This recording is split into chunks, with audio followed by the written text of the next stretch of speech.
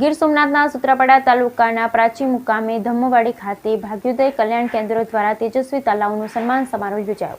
ગીર સોમનાથ જિલ્લાના સૂત્રાપાડા તાલુકાના પ્રાચી મુકામે ધમ્મવાડી ખાતે ભાગ્યોદય કલ્યાણ કેન્દ્ર આયોજિત તેજસ્વી તલાવનું સન્માન સમારોહ યોજાયો। ગીર સોમનાથ જિલ્લાના સૂત્રાપાડા તાલુકાના પ્રાચી મુકામે આવેલ વણકર સમાજની વાડીમાં ભાગ્યોદય કલ્યાણ કેન્દ્ર સંસ્થા દ્વારા તેજસ્વી તલાવના સન્માન સમારોહ યોજવામાં આવ્યો હતો। કાર્યક્રમની શરૂઆત ગીર સોમનાથ જિલ્લાના સદગુરુ એન્જિનિયર વર્ક માલિકના માલિક દિનેશભાઈ વાળાના અધ્યક્ષસ્થાને કરવામાં આવ્યું હતું।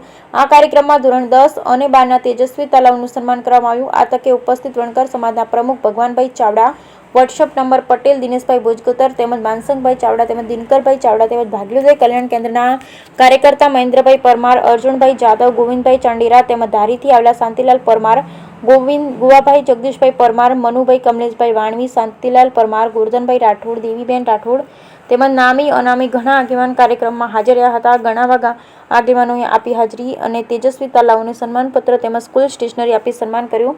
આ તબક્કે કાર્યક્રમના મુખ્ય અધ્યક્ષ દિનેશભાઈ વાળા દ્વારા જે ગરીબ બાળકોની પરિસ્થિતિ ખૂબ જ ખરાબ હોય એવા બાળકોને તેમના તરફથી ગરીબ વિદ્યાર્થીઓ હોય, હોશિયાર હોય અને કોઈપણ ક્ષેત્રમાં ભણવું હશે તેમની મદદ કરવાની તૈયારી દર્શાવી હતી। ક્ષેત્રમાં ભણાવશે એવી જાહેરાત કરવામાં આવી। Bureau report Bhimjibhai Bhojkotar, Gir Somnath.